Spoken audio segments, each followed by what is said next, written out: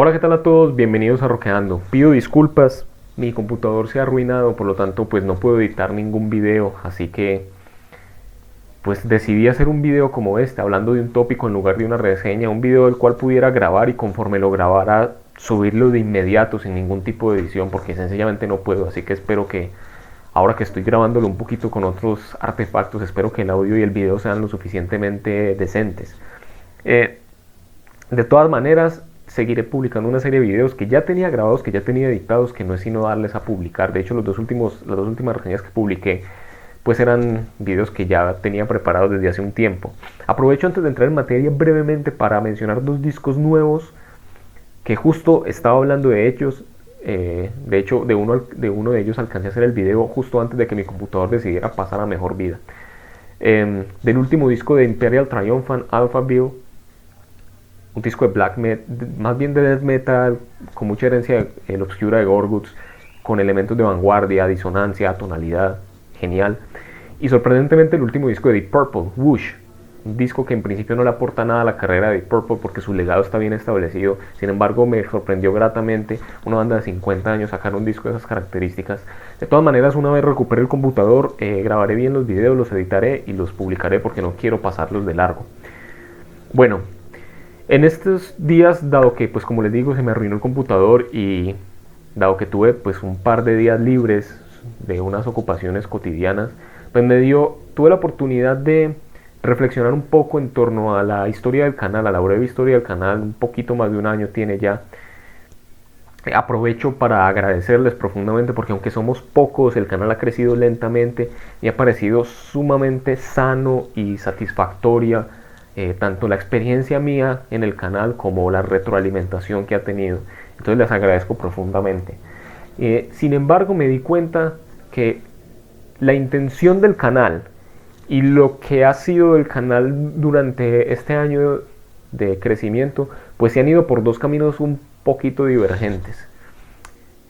Pero esto en el buen sentido, me parece a mí, me ha agradado el camino por el camino que ha recorrido el canal. Y es que el canal en principio, como su nombre lo sugiere, Roqueando, pues pretende abordar todas las vertientes posibles e imaginables del rock. Aquí consideramos que el rock es uno y que todas las vertientes del rock tienen un valor en sí mismo y todas tienen algo que aportar, al punto de que absolutamente todos los subgéneros del rock que he logrado abarcar en mi vida, pues todos me han agradado. Sí han habido bandas que no me han gustado, pero no han habido nunca estilos que haya rechazado de plano dentro del rock. Así que en este canal siempre se intenta abordar el rock como una generalidad, como un principio abarcativo que recoge muchas vertientes del rock desde los 60 hasta el día de hoy. Sin embargo, me he dado cuenta que la mayoría de suscriptores del canal son lo que podríamos entender como metaleros, o sea, que escuchan específicamente con mayor asiduidad metal.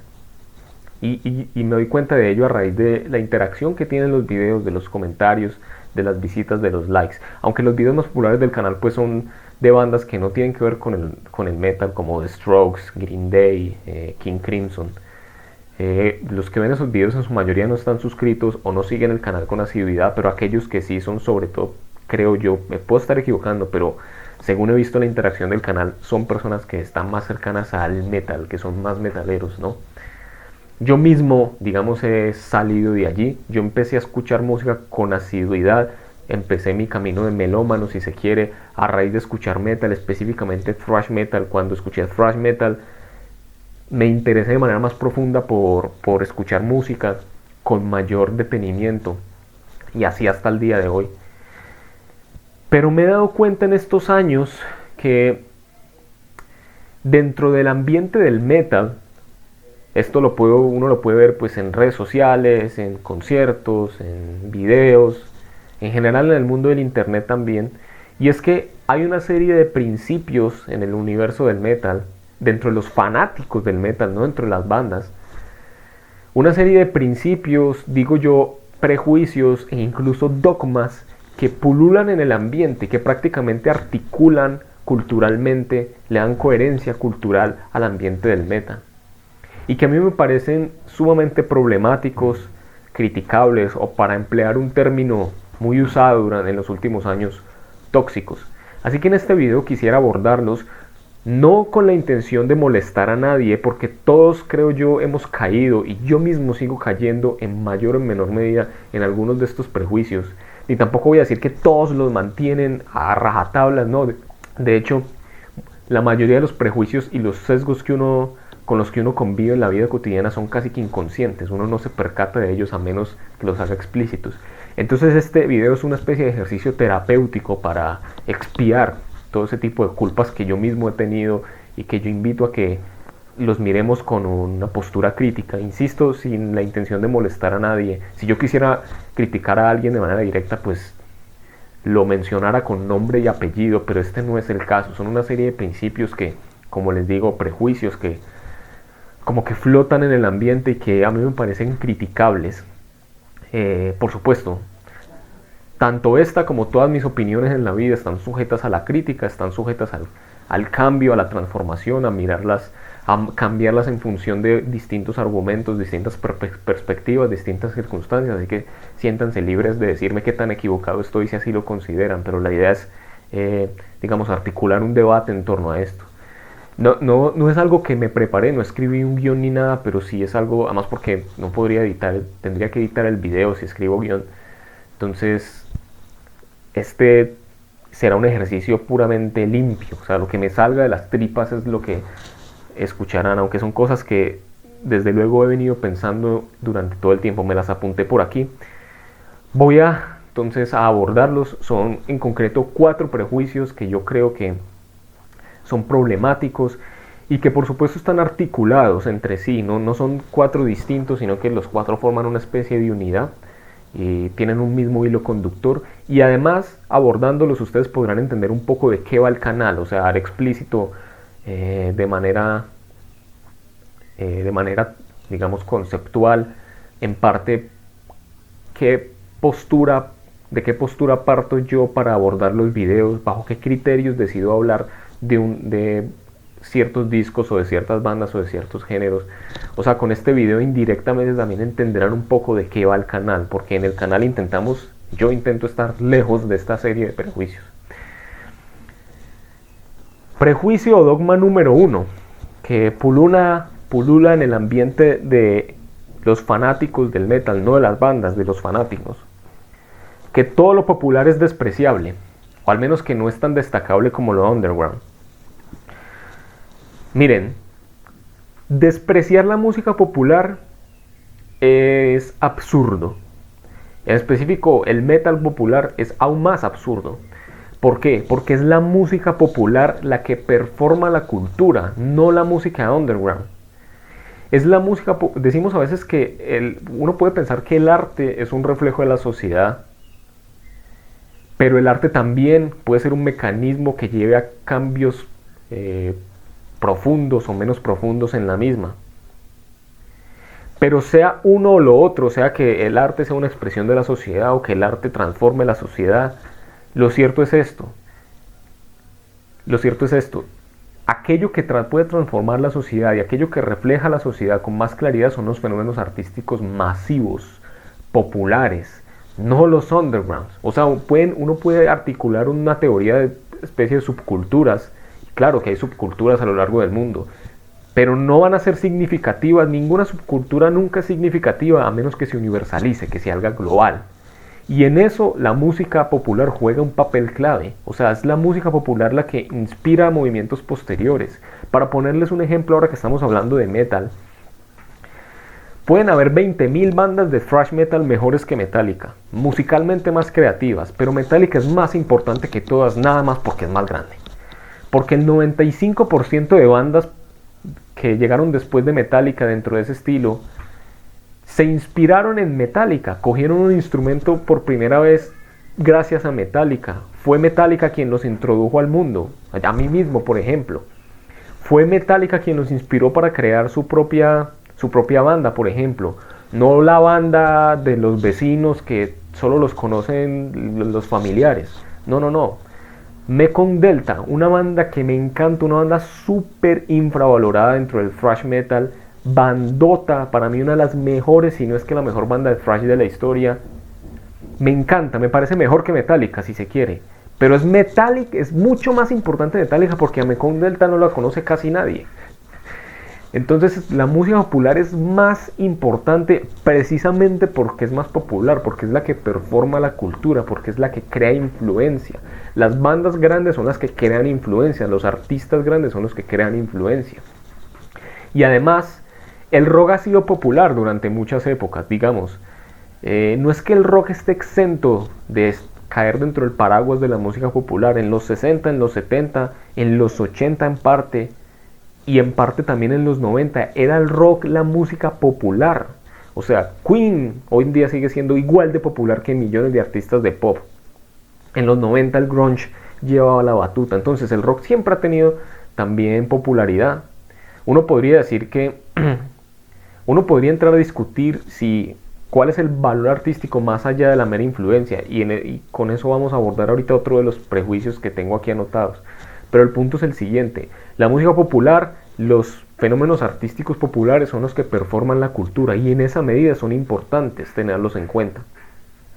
Ahora, están equivocados los que van a los extremos, tanto los que escuchan solo lo underground y escuchan puras bandas que publicaron un demo en su vida y desaparecieron y no atienden por prejuicio a la música popular, como también están equivocados aquellos que simplemente escuchan, se quedan en la superficialidad de la música popular y no van un poco más al fondo para encontrar a lo mejor joyas escondidas dentro del mundo de la música en general, en este caso del metal. Ambos están equivocados, hay que tener un equilibrio entre ambos mundos. Por eso aquí abordamos bandas muy populares, discos históricamente importantes y significativos, como también le damos oportunidad en la medida de lo posible a bandas un poquito más emergentes, que están en ambientes más específicos. Aquí intentamos abordar, porque nos parece lo más sano, intentamos abordar tanto todos los espectros, todos los rangos de popularidad, de reconocimiento, de importancia histórica que podamos encontrar dentro del rock. Pero entonces, tener un prejuicio así ciego hacia la música popular es como vivir en otro mundo, aparte del mundo real. Es como encerrarnos en un mundo pequeñito, muy interesante tal vez, pero que no tiene nada que ver con lo que pasa en el resto del mundo. Entonces, un poco eso. Ahorita discutimos el valor artístico que pueda tener la música popular, pero yo creo que con eso abordaríamos el primer prejuicio. Segundo prejuicio / dogma. Este es uno que pueden sostener algunos que van un paso más allá. A lo mejor no tienen un prejuicio total para las bandas populares, hablando específicamente de metal, porque me quiero enfocar en el mundo del metal. Y es que lo popular, prejuicio dogma número 2, y accesible solo tiene un valor relativo. Porque claro, algunos pueden decir, bueno, listo, está bien las bandas populares, los géneros que son más reconocidos, que tienen un sonido a lo mejor más accesible, son importantes, pero solo en la medida en la que sirven como puerta de entrada para que la persona a partir de allí escuche cosas más profundas, más interesantes, más underground. No, yo no estoy del todo de acuerdo con esta postura, porque es que me lo apunté, uno lo que está haciendo, si sostiene esta postura, es simplemente dándole un valor relativo a la música más accesible, un poco más, que está un poco más en la superficie de la escucha normal, de la escucha común. Y yo sostengo que estas bandas, estos géneros, no solo tienen un valor relativo en la medida en la que sirven como puerta de entrada para otras cosas. No, ellas también tienen un valor en sí mismo. Entonces muchos dicen, sí, claro, Slipknot, por poner un ejemplo cualquiera. Claro, Slipknot no es una muy buena banda, no es muy interesante, pero bueno, a lo mejor así muchos entran al mundo del metal. A partir de allí van y escuchan otras cosas.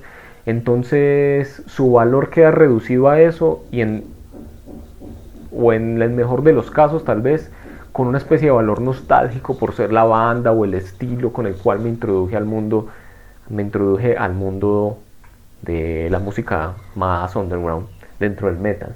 Y no, muchas de estas bandas, bueno, mi idea es la siguiente: no podemos universalizar esto. Por supuesto que hay bandas que a lo mejor solo basan su atractivo en hacer canciones accesibles, por supuesto.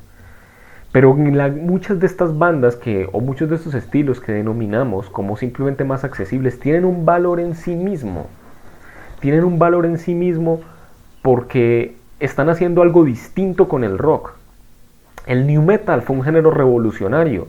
De hecho, el new metal revivió el rock de una etapa en la que estaba muriendo, o sea, absolutamente estaba moribundo, para decir que un género con el cual muchos empezaron a escuchar este tipo de música. Y para mí Slipknot hizo por el new metal, y en el contexto del new metal tiene el mismo mérito artístico que tiene una banda pensemos en una banda que haya debutado dentro del metal extremo, por ejemplo, el metal más underground, que haya debutado por esos años, no sé, Nile, que debutó en el 98, bandota Nile, me encanta. Ahora bien, para mí tiene más mérito artístico Slipknot, o al menos el mismo mérito artístico, porque hizo algo para el new metal, incorporó elementos para el new metal que son más, digamos, más revolucionarios, o si se quieren menos, ¿cómo articularlo? Menos obvios que lo que hizo Nile respecto al death metal. Porque ¿qué hizo Nile respecto al death metal? Me encanta Nile, me encanta. Pero ¿qué hizo Nile? Cogió Morbid Angel, lo aceleró y le metió aquí sus temática egipcia. Algo que era más obvio. Pues el desarrollo más lógico de la música extrema es hacer las cosas cada vez más extremas. Entonces, lo que yo sostengo es que la música, o sea, que no podemos universalizar esta idea que lo accesible solo tiene un valor relativo como iniciación al culto del metal. No, muchas de estas bandas, muchos de estos estilos tienen un valor en sí mismo. Y como tal, se tienen que, al menos me gusta verlos a la misma altura respecto de su mérito artístico que otras bandas que consideramos más underground o más subterráneas. El punto es que eso depende de cada banda, depende de cada estilo, no es algo que se pueda aplicar a todos. Por supuesto que sí hay muchos casos donde bandas menos conocidas, el caso que les decía ahora como Mekong Delta para el thrash, a mi juicio esas bandas algunas de ellas tienen muchísimo más valor, es verdad, pero no siempre es así, y uno eso está conectado con el prejuicio anterior, tiene que poner a cada banda en su contexto, poner a cada género en su contexto, y en función de eso mirar cuál es su mérito artístico, y mirado así en ese contexto, pues las bandas populares se pueden igualar en mérito artístico a muchísimas bandas underground. No hay ninguna diferencia en cuanto al mérito artístico que tiene cada una de ellas por su contexto. Pero es que aparece el tercer prejuicio, el tercer dogma que un poco articula los dos anteriores, y es el siguiente, que prejuicio número 3, mencionémoslo, dogma número 3, que el metal es la forma más acabada del rock. Porque claro, podrían incluso ustedes aceptar todo lo que he dicho hasta acá y decir, bueno, listo. Pero lo que sucede es que en el metal hay cosas más elaboradas, más complejas, más técnicas, más interesantes artísticamente. De tal manera que aunque Slipknot, por seguir con el ejemplo, pudo haber sido cualquier otra. De manera que aunque Slipknot para el new metal hizo mucho, es más original en términos absolutos, no comparándolo con su contexto, sino en términos absolutos, es más original, más complejo, más elaborado de lo que hizo Nile, para seguir con el ejemplo. Y es que detrás de esa idea está este dogma, que el metal es la forma más acabada de rock. Y detrás de eso se articula otro presupuesto, y es que los que dicen esto como que ven la historia o el progreso de la música como si fuese una línea ascendente, como si fuese un progreso lineal. Y esto, a mi parecer, es bastante problemático. Ya incluso en política se discute esto, sobre si las sociedades progresan, si las revoluciones y los cambios profundos en la sociedad representan líneas ascendentes de progreso, y seguramente todos escucharemos en la política común hablar de progreso. Y todas estas ideas presuponen que el progreso es una cuestión lineal, que siempre es ascendente y que siempre tira hacia lo mejor, y que en esa medida cualquier elemento que se escape esa linealidad pues es despreciable. Entonces estos que sostienen este dogma dicen, pues como que presuponen que el rock fue progresando para arriba, entonces empieza de los Beatles, o no sé si de los Beatles, no sé, de Elvis Presley, de Little Richard, no sé, y de ahí se fue pasando al rock psicodélico, y cuando llegamos al hard rock, pues a los Led Zeppelin subió, y cuando llegamos a Black Sabbath subió, y cuando llegamos a Iron Maiden subió más, y cuando llegamos al thrash metal subió más, y al death metal subió más, y al black, y así hasta el ultra technical, super brutal grindcore, death metal, madcore, y la banda más rara y más extrema que haya aparecido hoy. Como que todo fue una línea ascendente, y que progreso solo es quien vaya subiendo las escaleras. Y no, señores, muchas veces el progreso, es más, podemos criticar esa idea de progreso, pero incluso sosteniéndola podemos mirar versiones alternativas de progreso. Muchas veces el progreso no es subir, muchas veces el progreso es meterle freno de manos a la linealidad, muchas veces el progreso es retroceder, muchas veces ni siquiera tiene que haber progreso. ¿Por qué tiene que haber progreso? Todo cambio no quiere decir que sea progreso. Puede haber un cambio y no necesariamente implicar por ello que sea progreso. Muchas bandas, muchos estilos dentro de la historia del rock y del metal, pues precisamente se han querido salir de esa linealidad, y en esa medida han construido discos y estilos fundamentales y esenciales para la historia del desarrollo de la música. Un ejemplo, en los 70 teníamos muchos géneros del rock, pero teníamos el rock progresivo, un género que me encanta. Si ustedes ven el canal, he hablado de rock y de metal progresivo muchas veces. Y se creía que esa era la forma más acabada desde un punto de vista lineal, como el que estoy manteniendo acá con este dogma. Serían las mejores bandas porque eran las más complejas, las que tenían más propuesta armónica, melódica, rítmica. ¿Y qué pasó? Llegó el punk y dijo, no, yo no tengo que ser Robert Fripp para tocar la guitarra. Yo no tengo que ser Jimmy Page. Bueno, aunque no está dentro del rock progresivo. Yo no tengo que ser Roger Waters para tocar el bajo. Yo no tengo que ser Peter Gabriel para cantar. No. Yo puedo no tocar muy bien la guitarra, no cantar muy bien, no tocar muy bien la batería, no tocar muy bien el bajo, no tener mucha teoría musical y hacer música. Y surge el punk. Entonces, desde un punto de vista lineal, estas bandas, las bandas que inventaron el punk, pues no tendrían ningún valor artístico desde este punto de vista, pero sí lo tienen, porque precisamente hicieron algo que se salía de la normalidad del rock en ese momento. Entonces, tenemos que entender que no todo progreso, tenemos que cuestionar esa idea de progreso. Porque no. Si sale una banda en los 90, por ejemplo, en los 90 que se estaba desarrollando a principios de los 90 en el metal, el death metal, el black metal, que desde un punto de vista lineal eran las últimas formas de metal, y me encantan. Es que yo no estoy criticando, yo no estoy diciendo que nada de estos géneros sean malos. Lo dije al principio del video, todos los géneros del rock y del metal me gustan, todos. Y si ven el canal, ven que yo intento hablar de todos, en la medida de lo posible. Pero no eran las formas más acabadas de rock en el mundo. En los 90 también estaba surgiendo el grunge y el indie rock, que a mí me encanta el indie rock. Y el indie rock, con una actitud muy punk también, dijo, no, yo no tengo que ser, yo no tengo que ser Freddie Mercury para cantar, yo no tengo que tocar la guitarra como Mayer, yo no tengo que hacer música en el sentido del rock tradicional, no tengo que hablar de temas grandiosos, puedo hablar de cosas cotidianas y aún así hacer rock. Entonces, para mí, una banda, por ejemplo, del indie rock muy importante como Pavement, tiene el mismo valor que Emperor o que Death, y Death es mi banda favorita de metal de toda la vida. Tiene el mismo valor porque dijeron, no tenemos que ir por esa vía, no tenemos que llenar las canciones de riffs, de solos de guitarra, no tenemos que cantar espectacularmente, ser un frontman avasallador. No.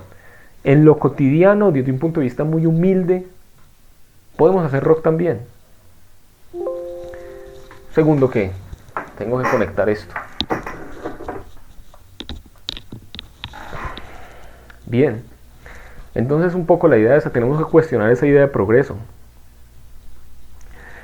Porque es que la complejidad en cuanto a muchas notas, en cuanto a hacer los sonidos cada vez más incómodos, no es un valor en sí mismo. Es un valor, pero es un valor musical entre muchos otros. Muchas veces la complejidad no tiene que ir de la mano de tocar muchas notas o hacer cosas más pesadas. Muchas veces la complejidad es hacer canciones con estructuras complejas, aunque la ejecución no sea muy virtuosa. Virtuosismo no es igual a complejidad siempre. Y la complejidad no es el único valor, hay otros valores. Como les digo, estas bandas que quisieron ir en contravía del desarrollo del rock también tienen un valor.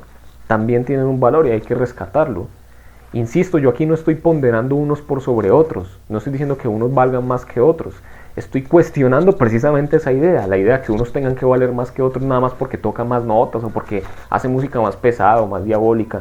Me parece que eso es muy cuestionable. Y vamos entonces con el cuarto y último prejuicio, dogma. Este es muy divertido, además porque me da pie para explicar un poco más el canal. Que el rock y el metal son dos géneros completamente distintos.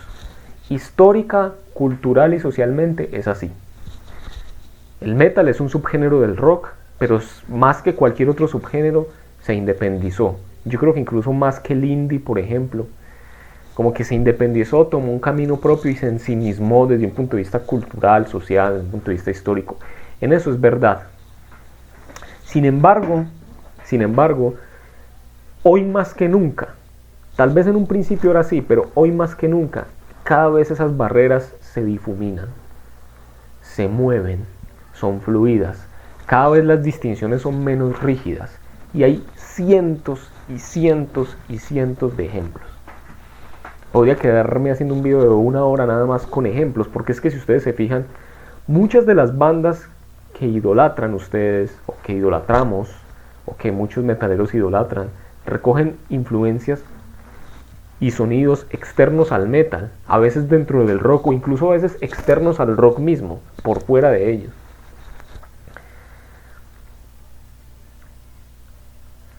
Si pensamos, por ejemplo, en el thrash metal se influenció tanto por el heavy metal como por el punk, que no es un género del metal.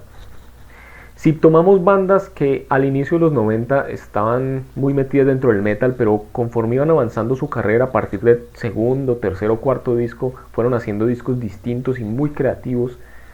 Muchas de esas bandas tomaron influencias externas. Por ejemplo, cito bandas como Therion, Paradise Lost, Catatonia, The Gathering, Anathema, Tiamat, Dark Tranquillity.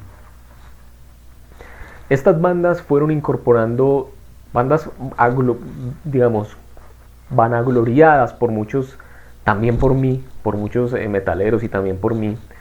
Fueron introduciendo elementos de rock gótico, de dark wave, de géneros externos. Tenemos, por ejemplo, el black gaze. Tenemos bandas como, ¿cómo se llama esta banda? Estas bandas de black metal que combinan el black metal con elementos del shoegaze, con elementos del post rock. Death Heaven, es a la que me refería.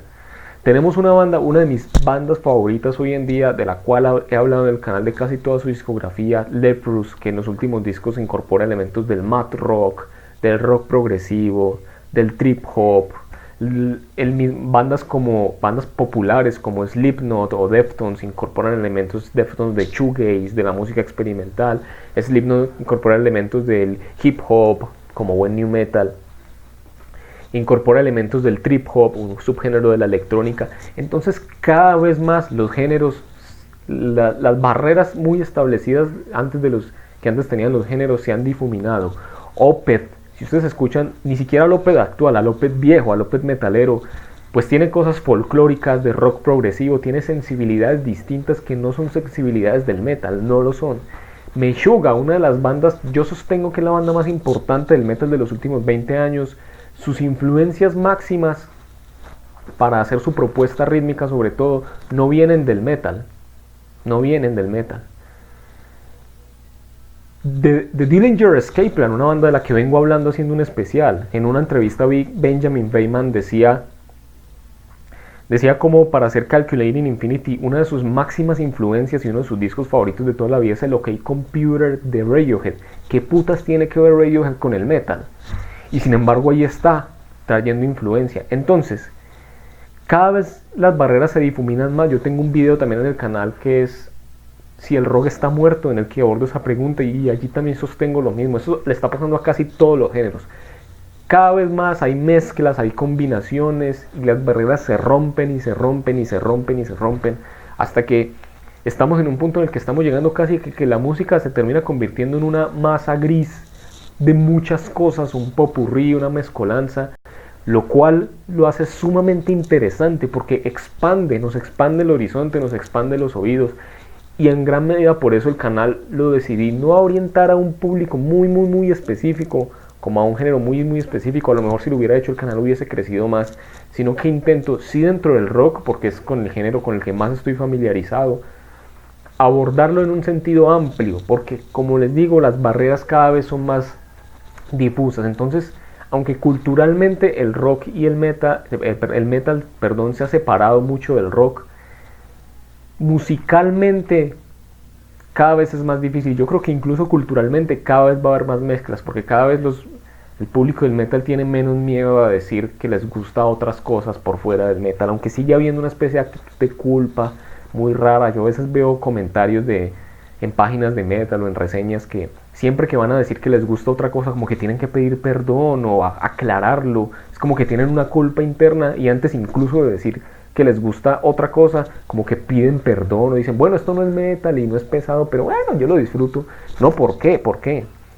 ¿Por qué si las bandas que tanto idolatramos muchos de nosotros, bandas de metal, por qué las idolatramos y tenemos una especie de actitud sobreprotectora de ellas? ¿Por qué hacemos eso si los mismos músicos que estamos idolatrando no lo hacen? Las grandes bandas de la historia del metal trajeron cosas por fuera del metal. Prácticamente todas, si no es que todas. Ya he dado varios ejemplos. Entonces, hoy tenemos bandas de death metal que meten saxofón, y el saxofón nunca ha sido un instrumento del rock. Ni siquiera, o sea, ya ni hablar del metal. Entonces, cada vez sintetizadores, que también fueron un invento de las bandas de New Wave, también se incorporan de una manera muy clara a muchas bandas. Entonces, cada vez es más difuso, cada vez todo es más difuso. Y bueno, esto es lo que tenía para decir. Yo creo que hay un principio que articula, un hilo conductor que articula todos estos prejuicios, dogmas. Y es que, bueno, es normal que cuando uno se identifica con algo, bien sea individualmente o se identifica con un grupo, siempre lo hace por oposición a otro. Cuando uno dice yo soy A, uno está diciendo que no es ni B, ni C, ni D. Entonces es normal que la identificación se dé en esa oposición, pero la invitación que les hago es a criticar, digamos, a mantener una actitud crítica con esa oposición, y no pasar de eso, de esa identificación a un no, es que lo que yo me identifico, con lo que yo me identifico es lo mejor. Entonces, díganme qué opinan. Me encantaría leer sus comentarios. Me alargué mucho, pido disculpas si llegaron hasta acá. Denle like si les gustó, o denle dislike si no les gustó, pero intenten, digamos, sostenerlos. Díganme por qué. Los escucho, los leo. Entonces, pues eso es todo por hoy. Esto fue un pequeño desahogo. Sudé. Gracias por ver el video. Insisto, sostengan sus posturas. Consideren al menos lo que yo les dije. Nos vemos la próxima. Gracias por verme. Chao.